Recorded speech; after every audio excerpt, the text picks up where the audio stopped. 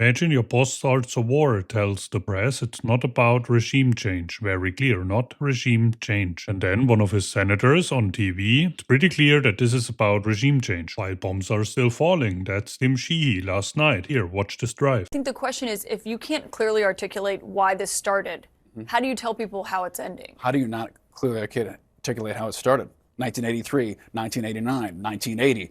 I don't remember hearing any Republicans say we should vote for Donald Trump because he's going to go to war with Iran for those reasons. I mean, the president actually ran on not going to war with Iran. So every single policy decision the president makes has to be the centerpiece of a campaign speech. I think. Well, I think if you say you're not going to do something and then you do it, I mean, a lot of the president's big allies are saying they're pretty worried about what's actually happening in Iran right now. Well, I think the reality is America first foreign policy means we're going to stop sending tens and hundreds of billions of dollars to countries that want to kill us.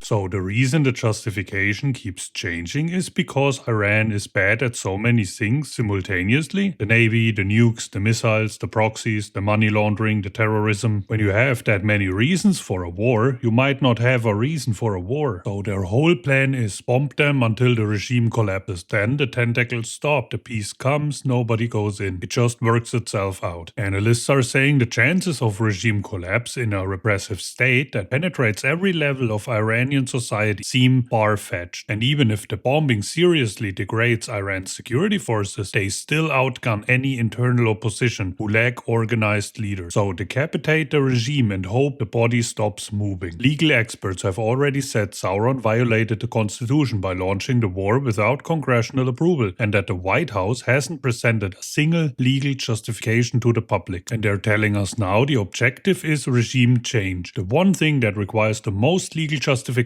the most planning, the most congressional oversight, and the clearest exit strategy, none of which exists. Nobody planned for ever. So some are saying it's a regime change war. Some are saying this is not a regime change war. And all of them are working for the same president. Both of them are describing the same war. The reason nobody can agree on why this war is happening is because nobody agreed before it started. People are dead. Americans died for an objective nobody can name consistently. That's not a war policy, that's a press conference.